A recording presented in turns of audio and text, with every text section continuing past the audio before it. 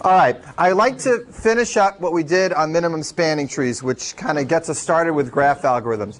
We'll shift over to the ABCs of graph algorithms, breadth first search and depth first search, which are not so much useful in and of themselves, more that they're useful as tools in other algorithms. And then we'll end off with the shortest path algorithms, which are perhaps the most famous of all the graph algorithms. And there's different versions of the shortest path algorithms in the little frontier of which versions are NP-complete and which aren't. There are plenty of other graph algorithms. In particular, maximum flow, or min-cut, it's the same thing, and matching algorithms. Algorithms that have to do with pairing up edges and getting as many pairs as you can in a graph. And those are much harder to explain, and we just don't have the time in an introductory course, but they're well worth looking at, and we could have advanced recitations on them. But they're deep topics in and of themselves. You should know, at least for those algorithms, the standard easy explanation of them is n cubed. So everybody always asks me, well, are all these algorithms always like linear time or n squared? And no, I mean, those are very practical algorithms, and the first version you'll learn will be n cubed, and it's pretty intense just to get it down to n cubed. All right, before we get started back with minimum spanning tree, I want to give you some examples of minimum spanning tree-like problems that are NP-complete, that aren't easy to do. And one of them is a question Todd asked me at the end of class, and I had remembered something like it, but I wasn't quite sure of the particular version he asked me, and I went to check it right after class, and indeed, it's a hard problem. It's an NP-complete problem. And it's not a hard question to describe. His question was, what if I have this graph that we start with, but instead of finding the minimum spanning tree, I want to find the tree that minimizes the length of the paths between all the pairs of nodes. So I come up with a tree, and I take every pair of nodes. You know, in a tree, there's only one path between every pair of nodes. You don't have any choice. So you calculate all those paths between every two pairs. You add them up. That gives you the distance, say, of that spanning tree. And it represents the idea that after the town's been flooded and you repave it, you want everybody to have the smallest hike between the sum of the collective kindness to the people in town. The sum of all their walks should be minimum. Right? So can you find a tree that minimizes the sum of all the distances between every pair of nodes? And the answer is you can, but it's NP-complete. So the best anybody knows how to do is an exponential time algorithm, meaning the best anybody really knows how to do is probably try all the spanning trees, something in the order of 4 to the n. The similar problem of just trying to minimize, say, the longest path, the longest any two people have to walk from one to another's house, not the sum, but just you care about two important people, that's also NP-complete. Another version of minimum spanning tree that's NP-complete. If I give you a graph and I say, find me the minimum spanning tree that just includes this particular subset of nodes, that's hard. You know, when I don't say it has to span everything. Here's a geometric version that's hard. Somebody gives you a bunch of points, not a graph anymore, just a bunch of points on the blackboard, like these three. Now, if I just asked you what's the best spanning tree, the minimum spanning tree of these three, you could do it with a normal algorithm. We would just imagine that all the edges were there, and we would do the normal minimum spanning tree algorithm. But this version allows you to find the minimum spanning tree for these 3 points, but you're allowed to add extra points. You're allowed to go into town and create a new intersection instead of just connecting the old houses. So if I didn't do that, the best we could do here, this is an equilateral triangle, is just pick 2 of the edges. Right? Does anybody happen to know what the actual minimum spanning tree to connect these 3 points is, if I can add extra intersections? This is the best. The sum of these 3 turns out to be smaller than the sum of those 2. Now, this is a hard problem. It's a hard problem to take a general collection of points and decide what's the best way to choose a whole bunch of other points so that when I connect them all up, the edges are minimum. That's also NP-complete. This is called geometric Steiner tree. And it relates a little bit to a problem that Rob mentioned at the very beginning of the course, this penny problem of arranging pennies in such a way to minimize distances between their centers. And it's related to that. So I want you to realize that minimum spanning tree has plenty of similar sounding variations that are still quite difficult. You can't really get a handle on them at all. But the regular variation is really easy.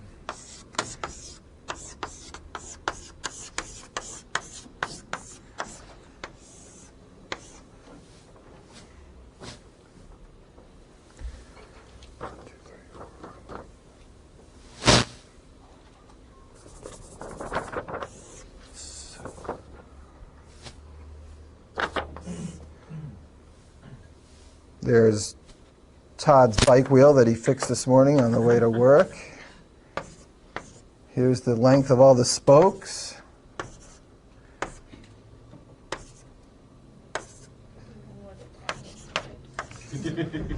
What's that? What's the least I can fix? Right. So Todd's wheel completely fell apart, and he needs to reconnect the spokes so that he can ride to school on a spanning wheel. Interesting. Here's a graph. We want to get a spanning tree out of this graph. We're using Kruskal's algorithm this time, not Prim's algorithm. The good news is that Kruskal's algorithm is much easier to implement, and it introduces a really cool data structure which isn't that complicated to describe, but whose neat features are really just built up on some cool math. And we don't have to get into too much of the hairy details of the math. So you'll be able to really understand all this without too much energy and compartmentalize the hard part to look at later.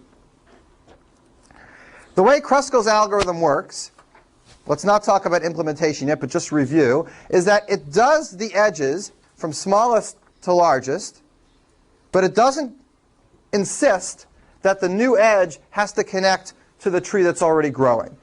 The trees can grow up in parallel like a forest and then connect as they go.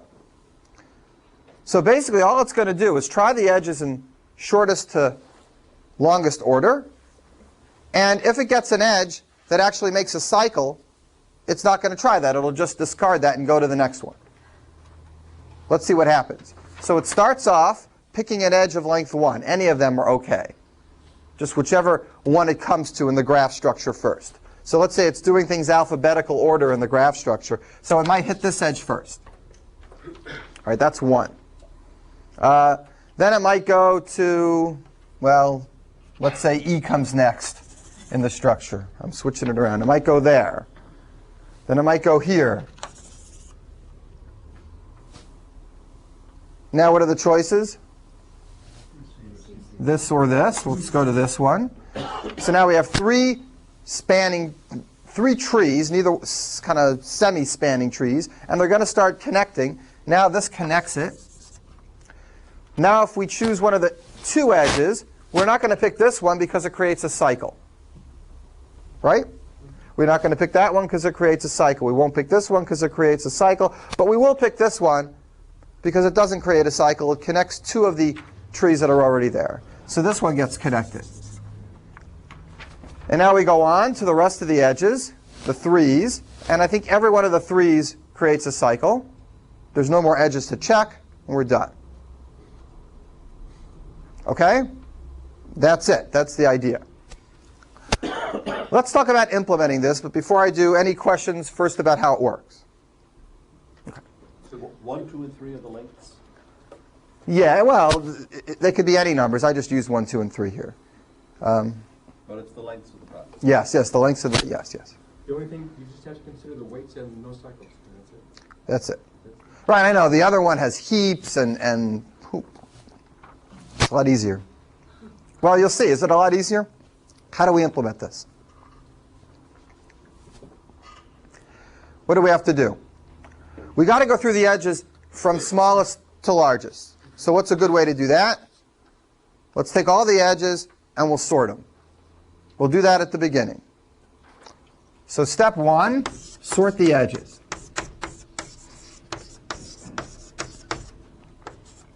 How long does that take? Let's analyze it as we go. E log E. Now, E can be at most n squared. So this is like n squared log n squared in the worst case. And log of n squared is 2 log n. Right? So this is the same as E log n. Log e is the same as log n as far as big theta goes, because e is n squared and log of n squared is 2 log n. Okay? Log of something squared is a constant factor of the log of the variable that's been squared. So these two are the same, and this is as good as Prim's algorithm worked. So far we haven't used any more time than Prim's algorithm, and we're okay. All right, questions so far? All right, next step. Step 2 is going to be a loop. We're going to go through this list of sorted edges in order from smallest to biggest, and we're going to try to add them into our tree. So let's consider an edge. Let's say we consider an edge xy. We're going to have to figure out a way of asking ourselves the following question. Does xy make a cycle in the tree we have so far? Right?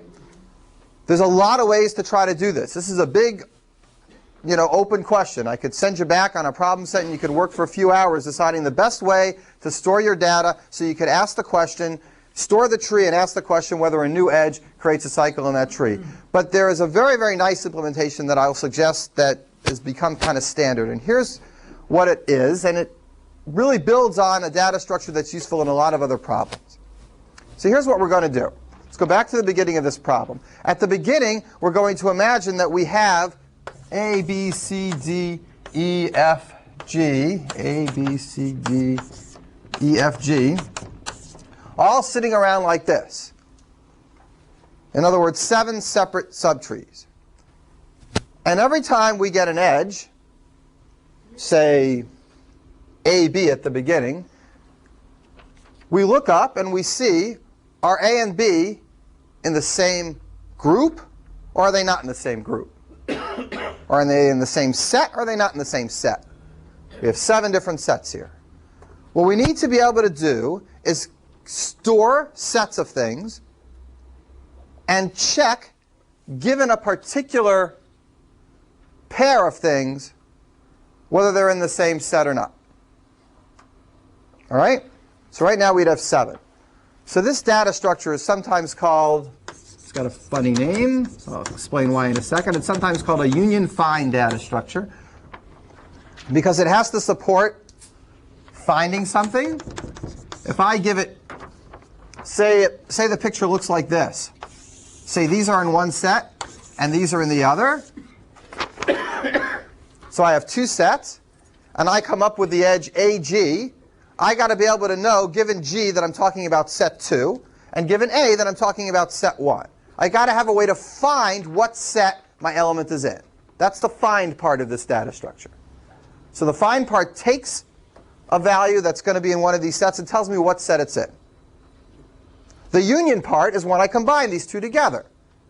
Because if there is an edge A to G, I'd like to make these into one set, so that from then on, they're all considered one group of elements. Everybody get the union and the find part?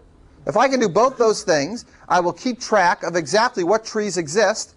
Every little subtree will have its own little group of nodes in its own little set. In mathematics, these are sometimes called equivalence classes. Each one of these is an equivalence class, and the nodes inside it are all, quote, equivalent one to another. And we're merging equivalence classes in this problem from 7 separate equivalence classes to one equivalence class where they'll all be together in one spanning tree. Right? That's the connection back to discrete math. But you could also just think of it as disjoint sets that are getting unioned together. All right, that's the big picture. We'll talk about the details in just a second. Are there questions so far? So let's look at what actually happens in this algorithm. The way we did it, we had all these 7 in different sets, all on their own. And then the first thing we did was look at the edge AB, and we ask ourselves, where's A? Well, A is over here, and where's B? B is over here. They're in different sets, so now we're going to combine them into one set. And we go on. The next edge we chose was EG. E's here, G's here. They're in different sets, so we combine them. So now I have 1, 2, 3, 4, 5 different sets. And then I did DF. So I combine these. Now I've got 1, 2, 3, 4 different sets. And then I did CD, I think, right? C is by itself here in this set. D I have to find. It's in this set. And since they're in different sets, I union them together. So now C is included in this set. And then I went over to try, well, first I went over to try something that didn't work, right? You tried it. Oh, first I have to do BC, right. So now these guys are connected too. So now I've got two big sets, A, B, C, D, F, and E, G. If I do find C, it should tell me set 1. If I do find G, it should tell me set 2. And now I came up with an edge A, D, a 2 edge. And I find A and I find D, and they're in the same set. So I don't do anything, I don't merge anything, I don't union anything, I skip it. Being able to tell what set a particular element is allows me to answer the question, does X, Y make a cycle? If X and Y are in the same set, then the edge would make a cycle. If they're in different sets, then the edge does not make a cycle. Okay, questions about that? This data structure is useful in a lot of problems where you need to do just this kind of merging of disjoint sets. And in this problem, it's extremely useful. What we're going to do now is see how we're going to implement it. But before we do, get the details underneath the scenes, let's finish describing the algorithm. So if x, y, let's actually write it with the data structures. If find x equals find y, what does that mean if find x equals find y, given an edge x, y? That means they're in the same set. What do you want to do? Don't do anything. So I'll say if not. If they're in different sets, then what do I want to do? Then union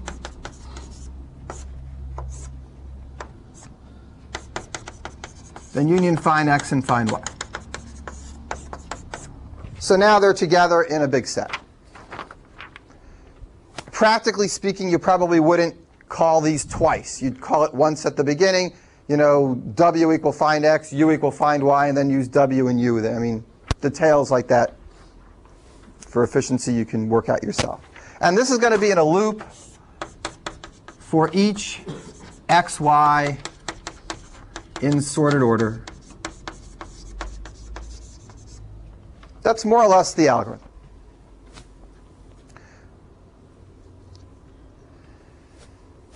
Now, every time you do a union, that edge gets put in the spanning tree, right? When we're done with this, all we've done is gone through the whole algorithm, and we haven't kept track of the edges. So somewhere in here, we should maybe store x, y somewhere, or output it, or do something with it. That's an edge that's in the spanning tree. Okay? So that's where the output comes out. That's more or less how the algorithm works. Now what we have to do is talk about how to do find and union. Okay, questions? Yeah, John. I haven't caught how this is finding the shortest path yet. You're cycling through, you've sorted all the edges, so you've got all the ones at the front. Right. How do you know when to stop? Oh, when we're done with looking at every edge. We look at every edge once. Yeah. We can short circuit it, I imagine, if we only have one set left. Yeah, that's what I was. Oh, sure. You could stop when you get one set, but it doesn't take so long just to go through every edge once. Right. Let's analyze how long this takes. I mean, this loop is e long. So the complexity for this loop is e times whatever time it takes to do these finds and unions. And we don't know that yet. So if that's going to be log n, then we'll be OK. And it might help constant factor-wise to stop it early, but it's not going to matter in the complexity of the algorithm. But sure, you could stop it earlier if that's what you're thinking. Absolutely. Other questions? And are you proving that this is the shortest path, the shortest tree? Well, I'm not going to prove it, but it's true. And There's a theorem that basically says if you have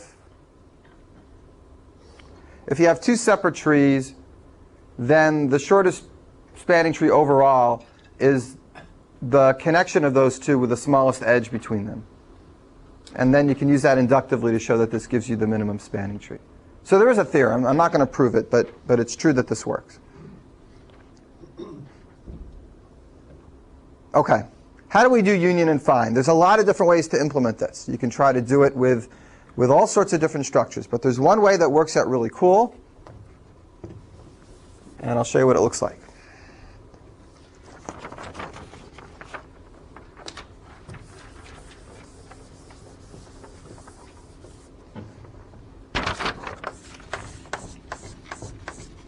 The first thing we do, and I didn't write it down in this algorithm, but it should be kind of apparent. Before you start the algorithm, you have to start out with 7 distinct trees, or n distinct trees, for every node. Right? So you, besides being able to union and find, you also need initialize set, or make set. So at the beginning, you make these 7 separate sets. And the way we're going to store them is each one is going to be stored with its own array. Every set will be stored with an array, and the array will be a parent array, just like we used in the algorithm we did yesterday. So right now, it's going to be 7 different arrays that store the value A through G, and all their parents are nil. These are all roots of their own tree. We're going to store each set as a tree and represent the tree as a parent array. Okay, so this is going to be parent of A is nil, parent of B is nil, etc. 7 different sets. Whenever we merge or union 2 of the sets, here's how we do it. A and B, for example, we take A and B, and we point the parent of one to the other. If you have 2 trees, and you want to merge them, take the root of one and point its parent to the root of the other. That's all you do. Which direction we point It will matter, but right now it's just arbitrary. Right now, just make sure you point one to the other.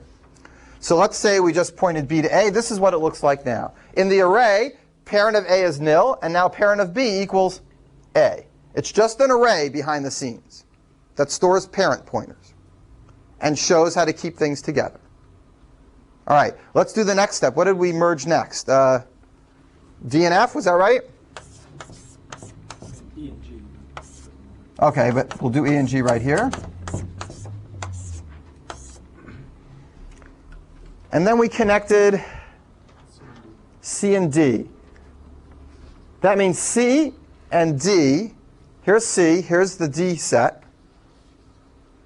What's the root of the D tree? It's D. And the root of the C tree is C. We're going to connect them. We can either connect the D to the C or the C to the D.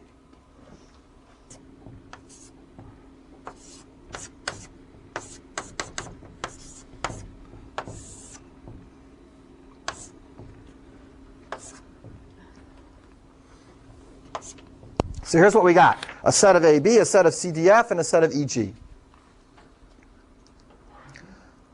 That's what we do. Parent arrays, the parent pointers move around to connect different sets. Let's stop for a second. Who has a question about this? When you're saying parent arrays, there's only one. There's one array with a pointer. Yes. Yes. Yes. Good question, Michael. Right. There's one big parent array, but inside it, we think of there being lots of different trees because if you followed these parents back, they wouldn't all connect to one another at the beginning. Right, but they're just pointing back into other cells in the same array. That's correct. There's one big array called the parent array, and they start connecting back and forth to each other, merging and merging as you go. Yes, yes. That's a good question. I should have been more clear. So, I'm Yes, sorry. sure. Yeah. Now I'm a little confused. We initialize 7 arrays when we start out, or we initialize 7 slots in one array. So it looks like this. You have A, B, C, D, E, F, G. And they're all pointing to nil at the beginning.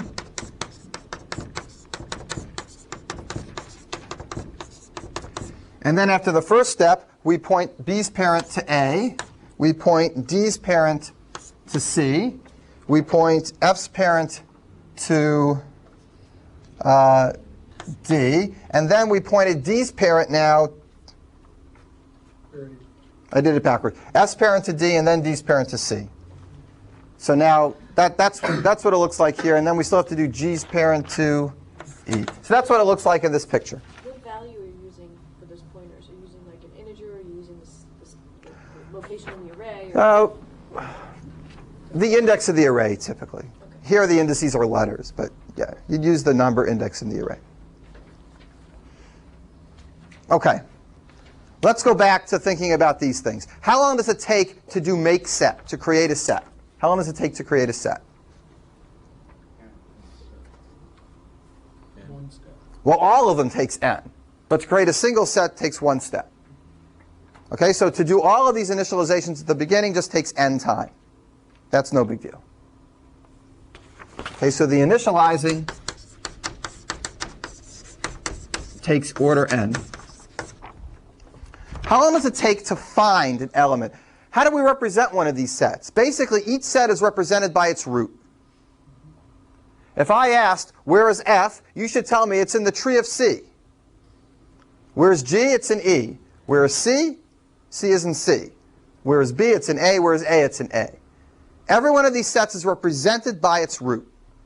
We have to have a way of calling these sets. Instead of giving them all new names and changing their names all the time, we simply call the set the name of whatever happens to be the root. So how long will it take us to find the name of a set once we're given an element in that set? We have to go to the array. For example, if I ask, where's F? We look at the parent. The parent's D. What's the parent of that? C. What's the parent of that? Nil. The parent of that's nil. So the second we get to that top, we say stop, and we're in set C. Okay? How long does that take? What's the worst case? N, because this tree can get really thin and long. Right? So I'll write right now, without doing anything clever, a single find could take order n. What about a single union? How long does that take? Once you've found something. It takes 1 step. Right? You found it, you know its root. You found the other one, you know its root. You point the parent of this to this.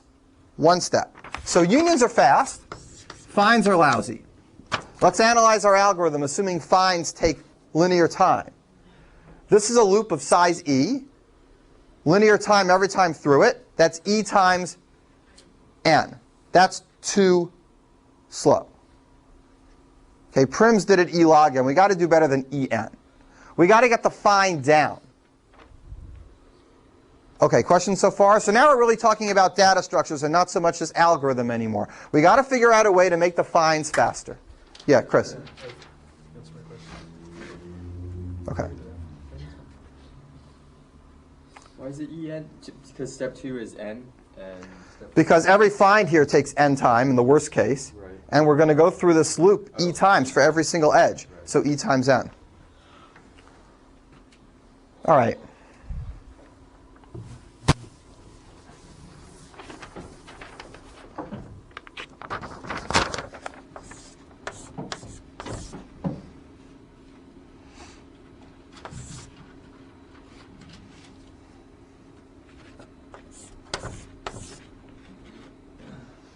When you get 2 trees like this, or 2 sets like this, and you want to union them together, Doug asked me before, is it random, whether you point one root to the other or this root to here?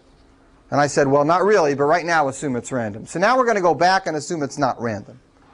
What's a better way to do it? Would you like to point here to here, or would you like to point this to this? Second. The second to the first, because it keeps the tree bushy and balanced. It doesn't keep it skinny. So if we add the following, we'll call it a heuristic, because it's just a good rule of thumb. If we add the following thing, and it only takes 1 extra if statement to check, all we got to do is check, is the height of this tree bigger or smaller than the height of this tree? And connect the one with smaller height to the one with bigger height. Now, it may be hard to believe, but that simple little if statement to decide which way to do the root is enough to guarantee that in the worst case, union turns into log n. And the Fine. yes. Right, that good trick just made union even worse than it was before. So this is with, we call it weighted union. All you got to do is look at the number of, at the height of the nodes in one side of the tree and the height in the other, and do it in the right direction. It's not too hard to keep track of the height. You can just keep it sitting in the root node, or keep it in a separate place, heights, and every time you add one, you can just modify it. It's not a big deal to do that.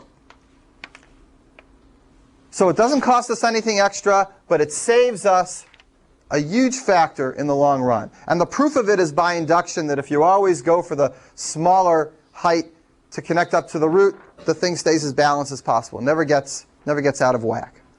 Well, that's really nice. And once we've done that, now our algorithm has turned into E times what? E log n, and that means it's the same as prims asymptotically. All right, but we're not done yet. We're almost done. There's one souped-up version of this data structure that is really hard to analyze. I mean, this proof you could all read through and understand.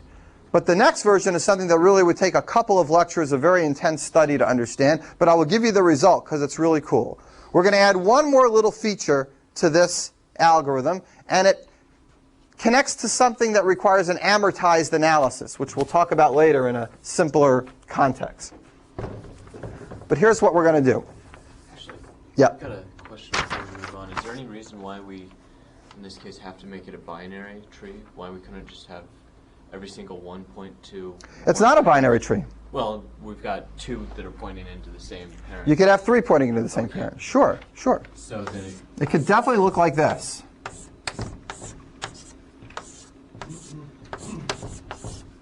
Sure, it could look like this. okay, so there really should be no reason we should have anything with two extensions. Like that, the one on the left. Well, but how do you guarantee that? Let's say it looks like this right now, and we have to merge these two. So we're going to point this to here or this to here. Whichever way we do it, we're not going to be able to keep it just one depth. So we'd like to be able to do that, and actually Doug's kind of, again, hitting just the right idea to help us, because we would like to keep it as bushy as possible. Yeah? How would we ever get to that, the one where there's two, if you were always just adding it to the root? Here we added it to the root. Here we have a new one. You want to add that to the root. Here we have ones like this. And now what do you do? Now you got to add this one to here or this one to here, and that puts you down a level. It's a good question, because maybe by induction, if we just assumed they were always one level deep, we could keep them one level deep. But the inductive glue doesn't work. When you have two things that are one level deep and you connect one root to the other, you get something that's going to be two levels deep. Because it all connected to the same one. With Prim's algorithm, you start in one place and you just keep going. Right. Well, I mean, you wouldn't do with it. him, you never have to union anything at all. Right. Right. Right. All right. But we would ideally like to keep this more bushy. So here's another trick. And this heuristic is really cool, because the analysis doesn't actually come up with anything until you actually do it a little bit and see that it works well. But here it is. It says this. Let's say you have something that looks like this. Let's make an example up. And this is, say, vertex x, and you got to find x. Normally when we got to find x, we just pop up. We say, here's the set. We're done. Here's the extra heuristic. It says every time you do a find and you're moving up, what should you do as you move up? Yeah, take it with you, right.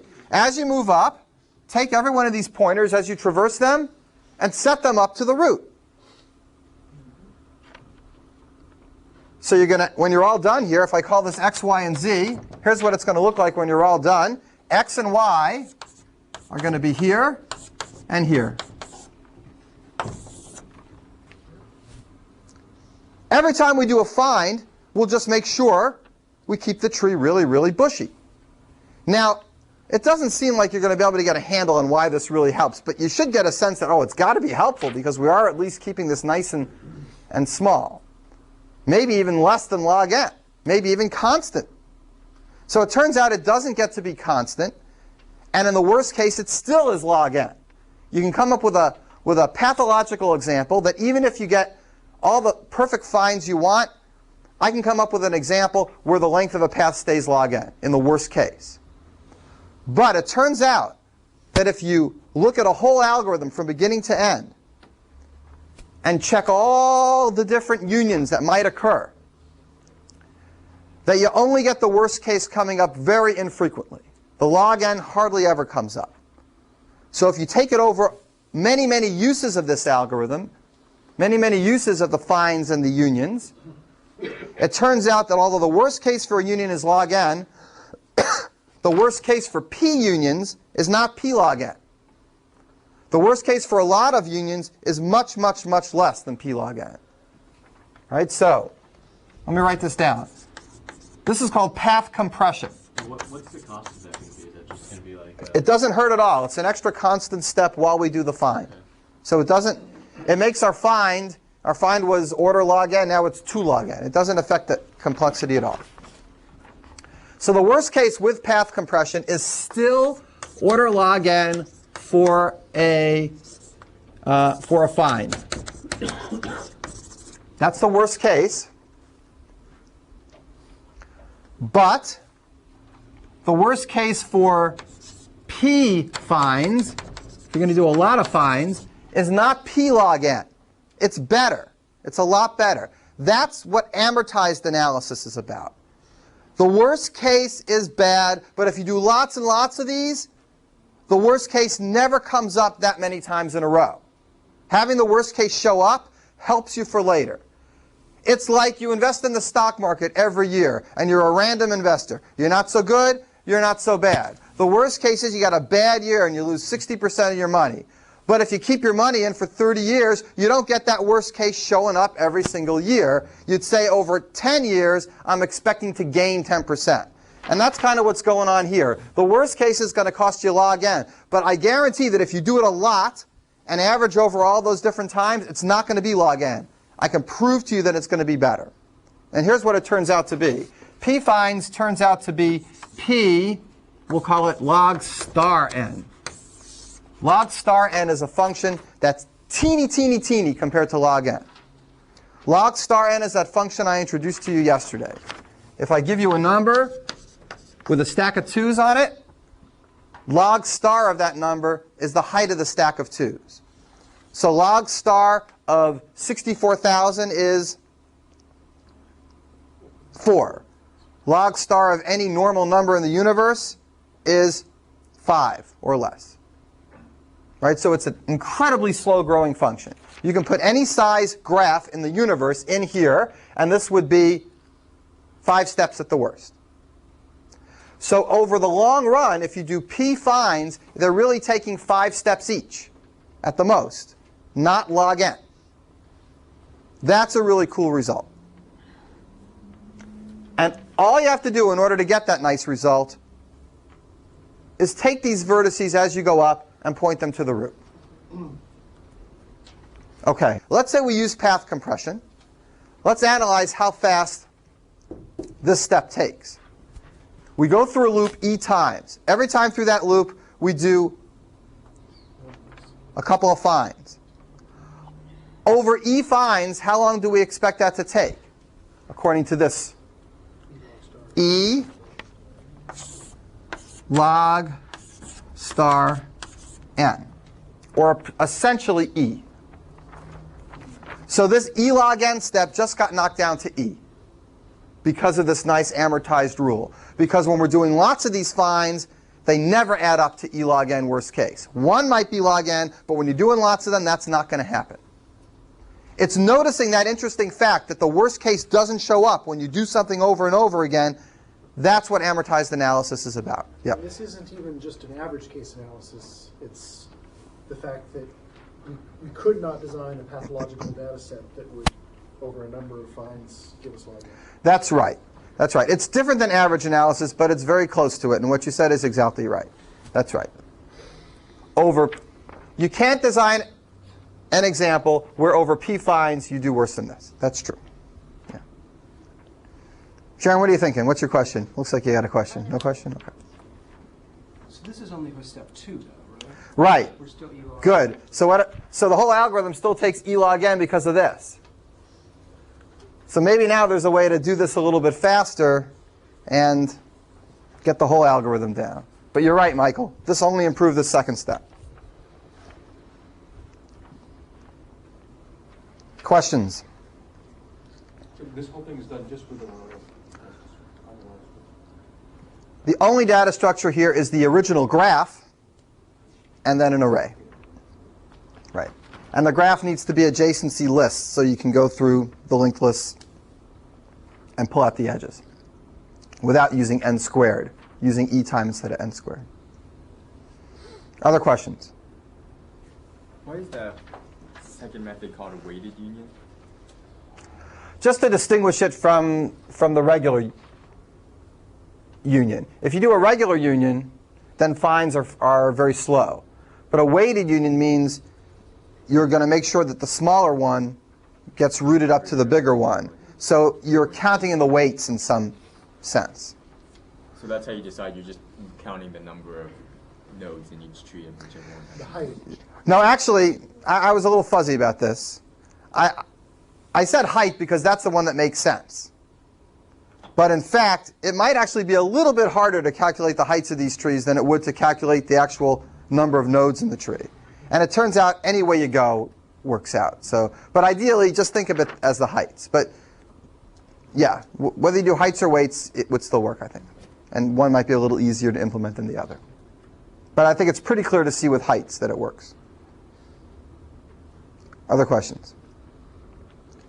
All right, so this finishes minimum spanning tree, but it introduced this idea of amortized analysis, which I only got to explain to you in this very fuzzy, intuitive way. And I want to nail it down with a real particular example that doesn't use graphs. Were we going to look for a better way to sort the edges to make that? No. Okay. Like you were leaning there and then. No, I was leaning there, but there's only... No, we're not. In using a stacked data structure, you have to do push and pop.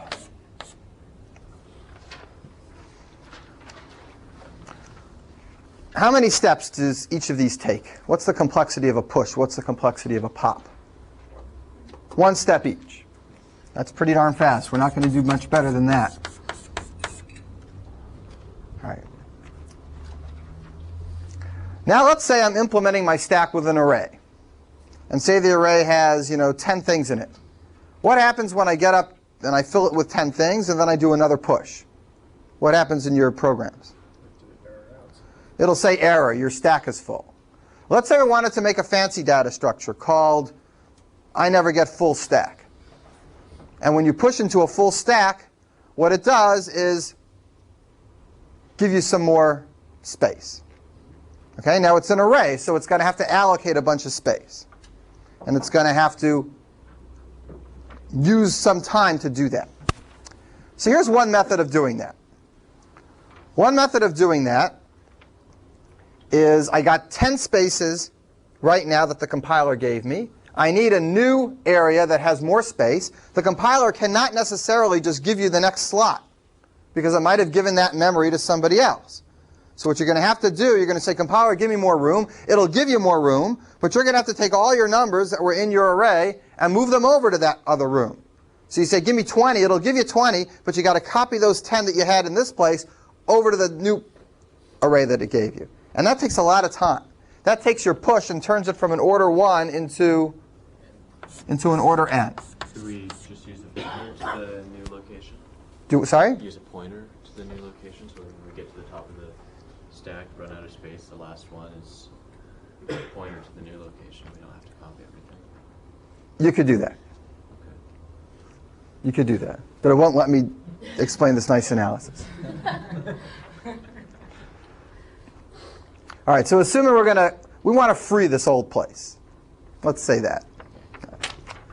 Whatever. Make up a reason why you wouldn't do that, and let's continue. So this starts getting slow.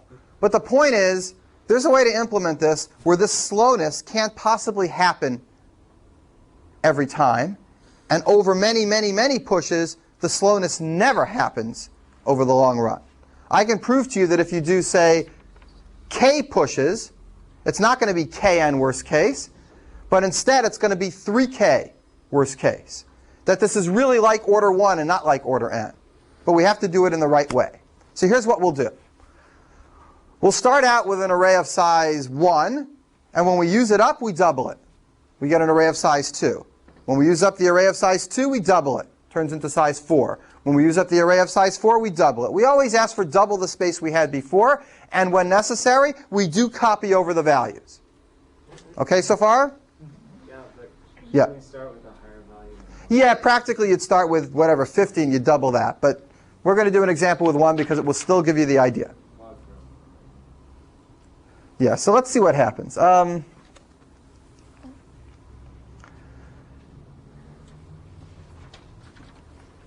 Let's count.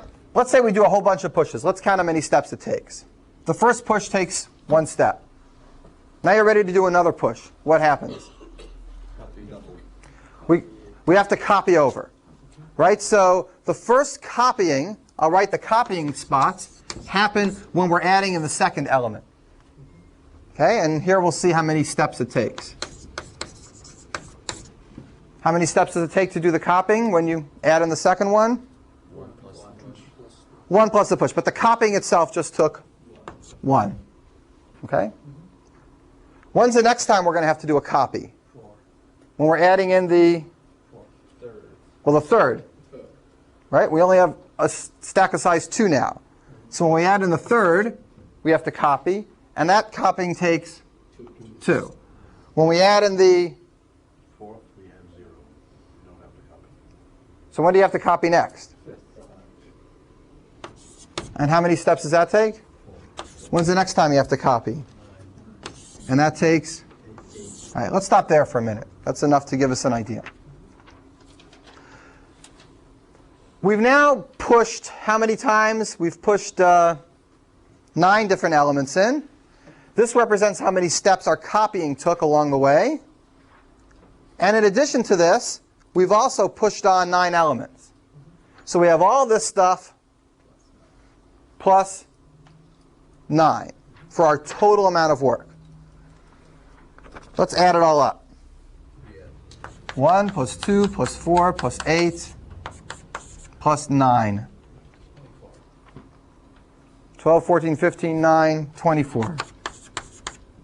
Exactly 3 times 8, the number before this. Now, is that an accident or is it not an accident? Sam yelled out 3n, so it's probably not an accident. And let's analyze and make sure that it's not an accident.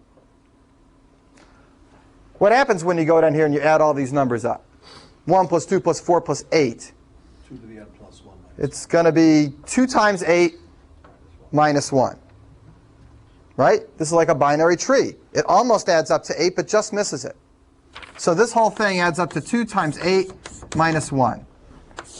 And how many pushes did we get to require these copying? 8 plus 1.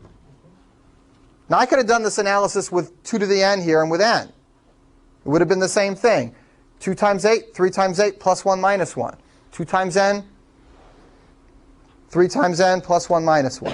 When you do this analysis and you do k different pushes in a row, it takes 3k steps.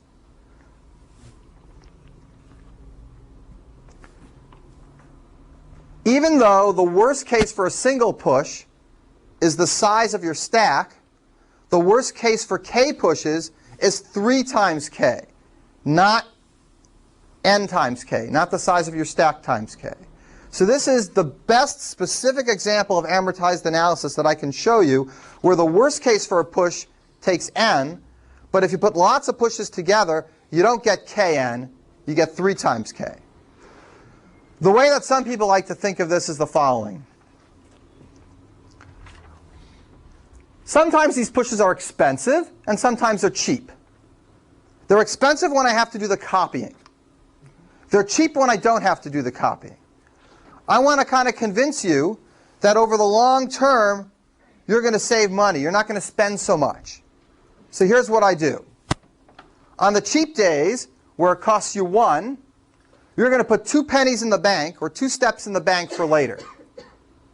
So every time it costs you 1 step, and you don't have to do any copying, give me 2 for free so I can save it. And I put that in the bank. That means it's really costing you 3 steps, but 2 are for saving and 1 is for actually doing it. And then when I finally have to do something really, really complicated, like copy, I can use those steps that you saved up in the bank. And if I can work this accounting carefully, I can show you that saving 2 steps on the bank for every time you have an easy push is enough to take care of those bad years when you have the really expensive push. And that's why it's called amortized, because you spread out the cost of your big expense over the very, very small costs over the years, or over the multiple tries.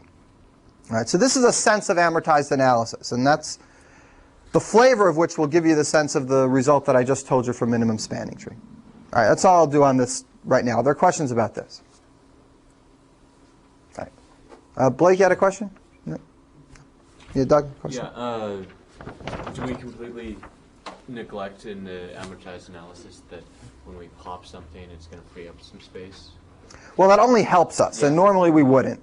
In fact, you can also do this, you can extend this, and say,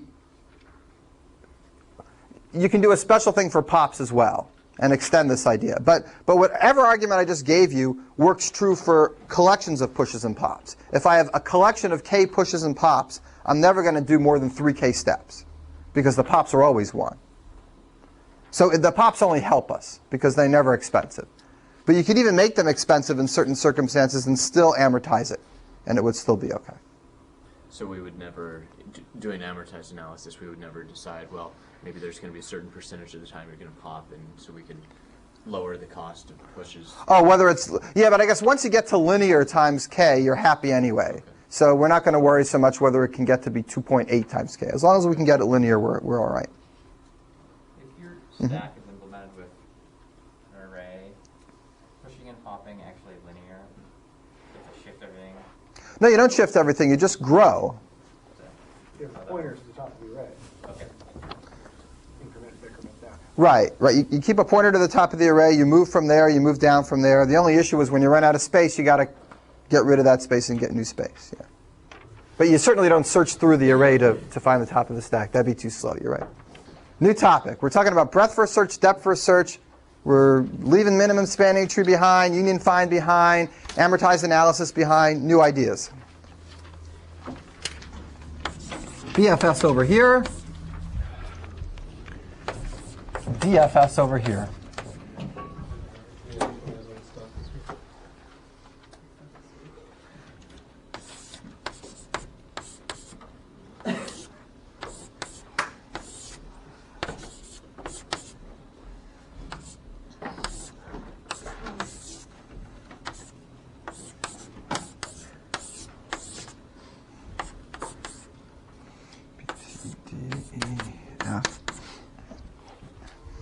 The difference conceptually between breadth first search and depth first search is very straightforward.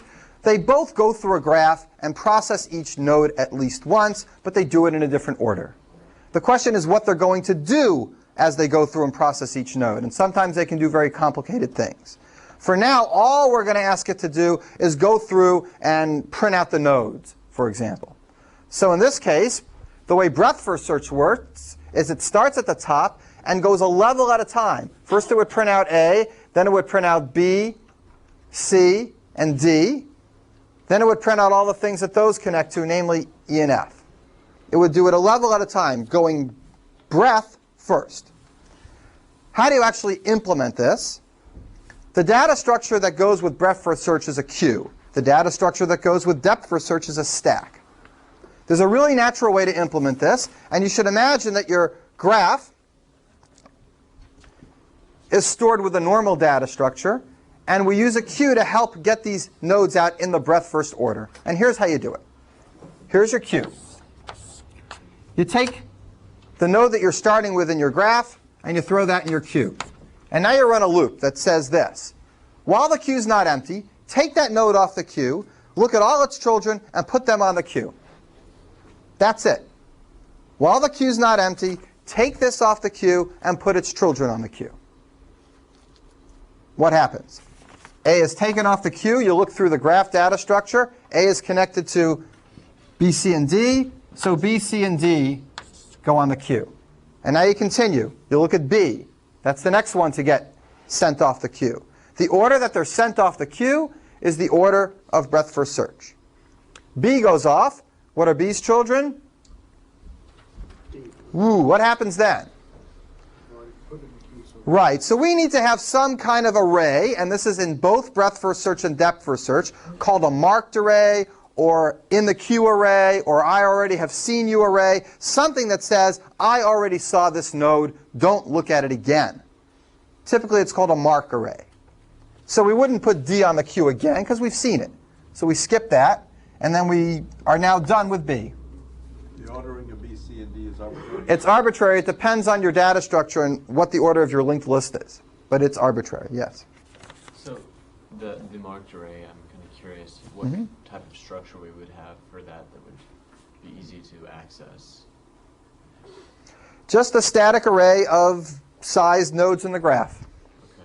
And you set it to 0, 1, a Boolean array. Sometimes we might want to actually store numbers in it because we might hit these in a particular order. And we could do that. Instead of storing a 1, we'd store whatever number was next. We'd increment instead of just hitting ones. But we could either store numbers, the order that we found these nodes, or we could store just a 1 for being marked. If we stored numbers, then A would have a 1, B would have a 2, C would have a 3. And all the rest would have zeros because we haven't seen them yet. Yep. This works in the game that we did. Is that the same thing? It certainly works. You could do this idea in that game that you did. You could also use a depth first search in the game that you did. This is useful for any kind of processing where you're going to go through the graph, look at a node, and do one thing, and then move on and look at the node, look at the next node.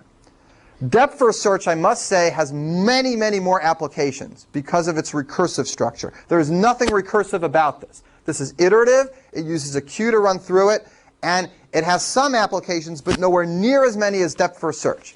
The key thing about depth first search is that it starts going down first. So when it backs its way up, it's got so much information that when it finally backs its way up to the node that called it, that node that called it has tons of information it can use to process and make decisions. That's very vague, but you will see some really cool stuff that depth first search can do that breadth first search can't. Okay, there are some basic things they both can do, but a lot of things that one can and the other can't. Breadth first search has this call sibling. There's all this hopping to siblings. It's not a native operation in these trees either, is it? No, sure it is. We have a graph that stores this. So the graph looks like this, Chris. A, B, C, D, E, F. And A connects to B, C, and D. It looks like something like this. So when you throw A in the queue and then you take it off, you just look through this linked list at its children and you chuck them on the queue. I was thinking of it as a tree rather than a... Oh, if you think of it as a tree, It's not. no, it's not a tree. It's a graph. And that's why we store a graph this way, is to make things like this easy to do. Yeah. Other questions? Okay. There's a lot of uses for breadth first search, but not as many as depth. What's one quick use? Well,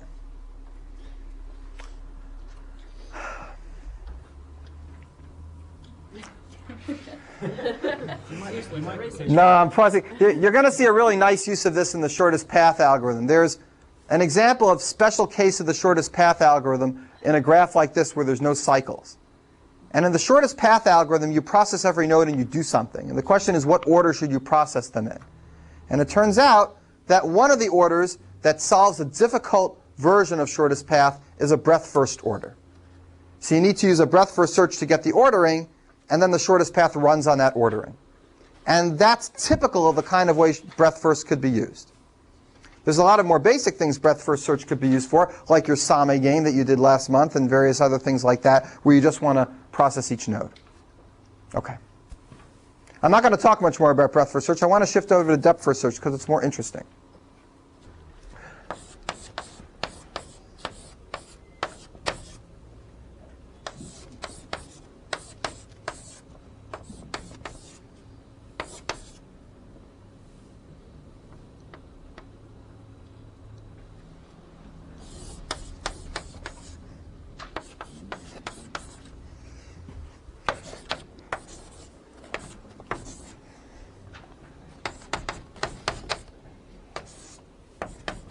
Here's a directed graph. I'm going to explain how depth first search works by showing you an example first, and stay away from the code and that aspect of it. That aspect's important, but I think it's better for you to get a sense first. So just look here. There's lots of examples of this in the book, and follow along. Depth first search picks a particular node to start at, typically the first node in the graph structure. Let's say that's A. And it visits things in a depth first order. Meaning instead of visiting all the children of A, it's going to go to the first child of A, and if that hasn't been visited yet, then it's going to do a depth first search on that node in a recursive way, thereby always going deeply first until it gets to a dead end. The normal thing you do as you do a depth first search is to store the tree as you go. So if I move from A to B, and I know that B has not been searched yet because I look in my marked array, then I will put a parent pointer from B back to A. I will actually store my depth first search tree as I go along. A depth first search tree shows the finding of these nodes. That's one of the things that comes out of depth first search. We're going to use a depth first search tree in a second. The other thing that you might want to do is put numbers on the nodes as you find them. One number that you might want to put down is the order in which you first visited the node. The other number is the order when that node was finished with its depth first search. So I'm going to keep track of two numbers, one when it starts, one when it's finished, and the depth first search tree as we go. The depth first search tree, the parents point back, but I'm just going to darken them. The implementation would have a parent that points back, but I'll darken it. And the numbers I'll put next to each node with a slash in between. The left one being the number that we start at, the right one being the number that we finish at. You'll understand it right now because we're going to start. So we start here. At the beginning, all the vertices are unmarked. We haven't seen any of them. We start with this depth first search on A, so we mark it, and we mark it 1. We're going to keep a count. It's the first one we started. So we're starting A. After the slash, later on, I will put a number marking which, if it's the 8th, that's the 8th one that gets finished. It is going to probably be the last one that gets finished. So I won't actually mark this finished until I back all the way up and I'm done. This happens when I start my depth first search. The number here happens when I finish my depth first search. These numbers are used for very different applications depending on what you're doing. All right, and now I move to, let's assume that if we have a choice between children, it's always alphabetical, just to break a tie. So I'm going to move now to B. That is now in my depth first search tree. It's called a tree edge. There's a bunch of different types of edges that show up in depth first search. Something that moves to an unmarked node is called a tree edge. That's a tree edge. And it's got a parent array that's representing it someplace else. So the parent of B is now A. And now what's the start number for B? 2. And now we move on. Remember, A is waiting. When we come back to A, what's the next thing we're going to look at? G. G. Okay, but it's waiting. Now we're doing a recursion on B. Where do we go from B? C. Good. So that's a tree edge. And now C is 3. And then we go further deeply to D. That's a tree edge, and now D is 4. Now what happens at D? There's nothing in D. It's nil. D is now finished its depth first search. It is the first node whose depth first search finished. It gets a 1. These numbers have to be global or static variables. They cannot be stored at the different levels of recursion differently. They are above the recursive levels. Okay, there's just one set of numbers at all the different levels of recursion for the first number and one set for the second number. All right, now we go back to C, and C is finished. And now we go back to B, and B is not yet finished. So we go forward again. And E gets 5. Yes? The part that you're symbolizing by drawing the lines in darkly, you say you're storing the trees, storing the pointers or whatnot. We have a pointer array. The pointer of D is C, the pointer of C is B, the parent of E is B, the parent of B is A, the parent of A is nil. We have a parent array that is storing a tree to keep track of these actual tree that I'm constructing. Okay. Now, on this next step, you're going to get to E, and you're going to see that D has already been seen. Good. So D is not going to get a parent of E, or E is not going to be the parent of D? That's right. The only time you set a parent is when the thing was unmarked when you got there, or when you're going to start a depth first search on it. We are not going to start a new depth first search on D because D already has a number. But a node can only have one parent. Although it really does have two parents. I mean, it's the parent, D has both C and D are parents. No, but not in our depth first search tree. D's got one parent in our depth first search tree. The parent of D is C, and it's going to stay like that. It doesn't change. Once you go forward to a node that hasn't been marked before, it gets a parent, and that parent stays fixed. So now we're going to check E to D. D is already marked. It has a number. So we do not add this edge to our tree, which means we do not change the parent of D, and we don't start a depth first search on D. And in fact, now we're done with E, so E gets the number 3 for the finishing time. Okay, let me stop. Any questions so far? 5, 3. You've got to remember where you're up to. It's always a little tricky. Where are we up to? Back to B. Then B is finished, so it gets 4. Back to A is not finished. We move forward to G. So is it at random? There's 2. I'm deciding on them in alphabetical order. So G gets the number 6. And now we move forward to F. And that gets the number 7. And then we move forward to E, which is already marked. So now F is finished. And it gets the number 5. G is not finished. We go forward to H. And this gets the number 8. G is now finished because it's H is now finished, and it gets the number 6. G is now finished. It gets the number 7. A is now finished. It gets the number 8. So we've kept track of a lot of things. The depth first search tree by pointer array, the first find numbers, and the finishing time numbers.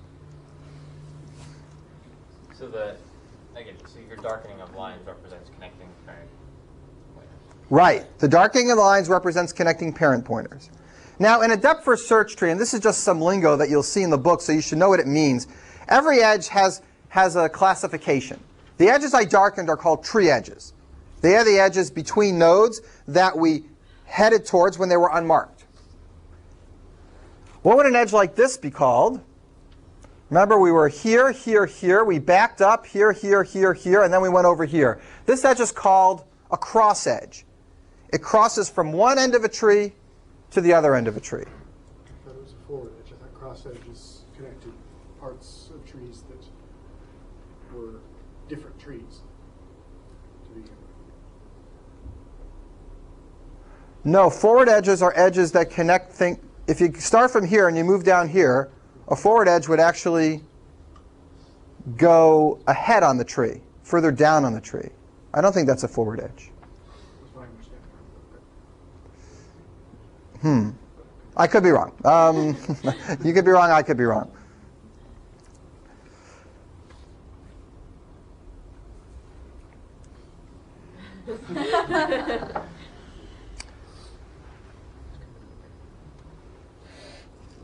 Let's see if I can, here. See this edge? That's a forward edge.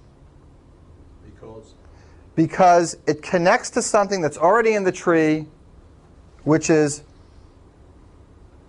forward on the tree. Let's see if we have any back edges. We don't have any back edges here because this graph doesn't have cycles.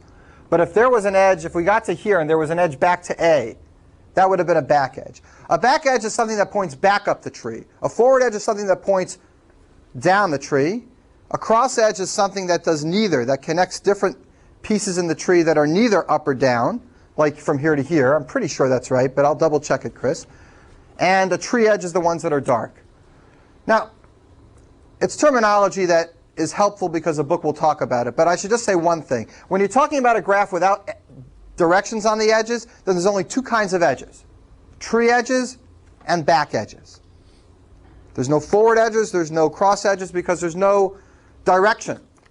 So either you got a tree edge or you got a non-tree edge, which is called a back edge. And the distinction between tree edges and back edges are the most important ones to make. You won't see much of an importance between the difference between a forward edge and a cross edge. But distinguish between tree edges and all the others is important. So the tree edges are darkened, and all the other edges are things that hit things that were already marked before. And they might have been in different parts of the tree, and depending on where they are in the tree, they get a name.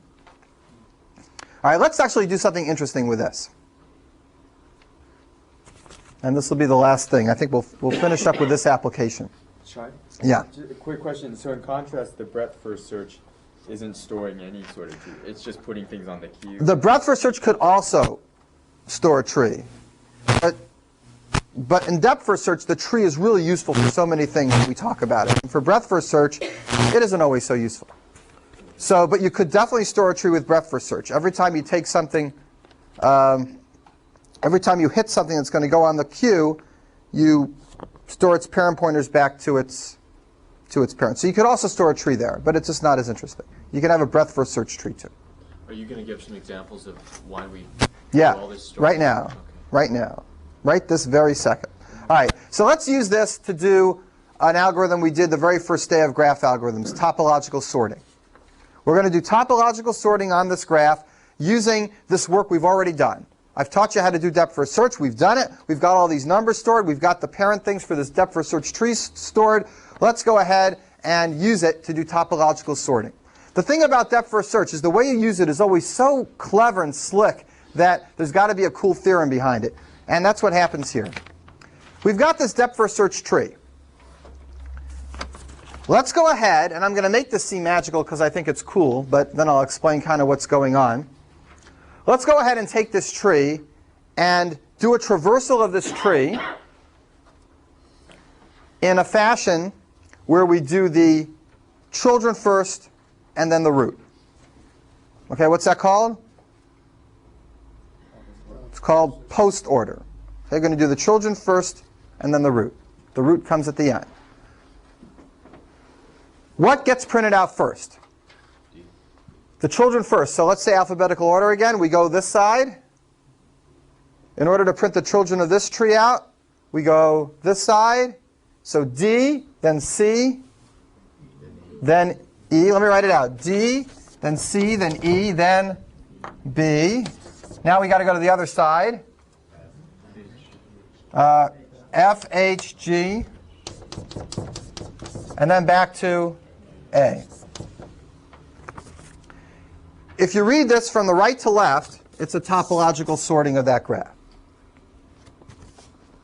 So if you do a depth first search, store the depth first search tree, do a post-order traversal of the tree, and read it in reverse, that's topological sorting. How long does it take? It takes you order edges time to do the depth first search, order n time to do the traversal on the tree, and nothing to read it backwards, just copying it over. So that's really cool. That's example one. Could you review what topological search is? Yes. It means that if you drew this graph in a straight line from A, B, G, then all through D, then all the arrows go in the same direction. But you get all the prerequisites before you get what they're going for. So A comes and then G. That's because we've gotten all the prerequisites for G finished. And then H is going to come because we've got all the prerequisites for H finished, etc. All right.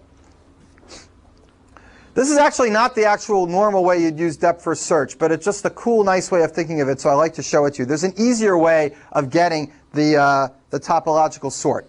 And look at the finishing numbers here.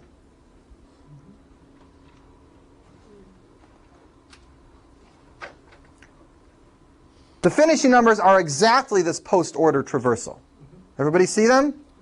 1, 2, 3, 4, 5, 6, 7, 8. They're exactly the same order that I just did this post-order traversal. I wanted you to see that connection. But if you've done the finishing times as you move along, and what's even better, when you get the finishing time, just print out that node in an array of that index. And then you don't have to do this tree traversal when you're done. You did it along the way. So where does the action take place in this depth first search? It takes place at the finishing time. Topological sort is an application that can be done with depth first search if you concentrate your action at the finishing time. When you get a new finishing time for a number, print the node and stick it in the index of some array with that number. You don't have to do all this traversal at the end. You can do it while you go down. Questions about that? Just Yeah. depend on which node you start. Sure it does. Sure. In fact, if you're going to do a topological ordering, you have to start at a node that has in degree 0. If there's more than one node within degree 0, you have to do another depth first search to start at the other one. And in general, this is a good point Neil brought up, a really good point. In a directed graph, it's possible to start somewhere, finish all your depth first search, and are you done? There might be some nodes that are left unmarked that you couldn't get to. In this example, you got to all of them. I made this example up, so it's all connected. But you might get stuck. So typically what we do in a directed graph is we take our depth first search. Here's what we do. We have a little loop that starts with 1 and goes to the number of vertices. And we tuck our depth first search inside it. What this means is you're going to start at the first one, at A. If you finished all through and there were some left, then you'll find it because you're in this loop. You'll go down to 2. The first thing you'll do is you'll see, oh, 2 is marked, so don't do it. So you need a little if statement. If unmarked I, then depth first search I. So then you start from the first one, you do all your markings, you go down to the second one. If it's marked, you skip it. Third one marked, skip it. Fourth one marked, skip it. Then if you have another node that was left empty, you'll start from that node. This does not slow down the complexity. This just adds an extra n. You're already taking e time. This just adds an extra n because you might have to go through a whole bunch of nodes that have already been marked and check that they're actually marked. But it doesn't add any extra to the asymptotic complexity because n is smaller than e. So when you do directed graphs, you usually stick it in a loop like this. All right, so that's a really good point, and you should know that. What if the graph is undirected, and I stick it in a loop like this? It doesn't slow it down, but is it necessary? What do you think? You've got to get everywhere. If it's a disjoint. If you're able to, if an undirected graph, you can get everywhere, so it's fine. But Chris mentioned, what if it looks like this? It's a graph. Yeah, it's a disconnected graph, but I finished my depth first search, and I think I'm done. I should really go down and check if there's any more unmarked ones. In fact, what if I had a big, big graph that's 2 million nodes large, and I want to find out what its connected components are? I don't know if it's one big piece. I want to actually identify which pieces, and then I'll run my little shortest path on each piece. What if somebody gives me a map of the world, and some roads don't connect to other roads? So finding connected components is actually a very useful thing to do, and it's really easy with depth first search. You just wrap your depth first search in this loop, and every time you finish a depth first search and you move on to the next I, you say, I found a new component and it's the second component. I found a new component, it's the third component. It's easy to do connected components just with an algorithm that looks like this. By the way, you don't need depth first search to do connected components. You can do connected components with breadth first search also, because there's anything you can do with the early numbers, you can do with breadth first search. If you need the later numbers, that's where depth first search comes out with its power. Okay, that's a general good rule of thumb. Okay, so this wrapping is important for doing various connected components. Depth first search is a cool idea if you calculate the finishing times. And there's one really nice example of this, topological sorting, I showed you today. But there's a nicer example, the example of strongly connected components. And I'm going to go through that next time. It'll finish up the idea of depth first, breadth first search, and then we'll shift on to shortest paths.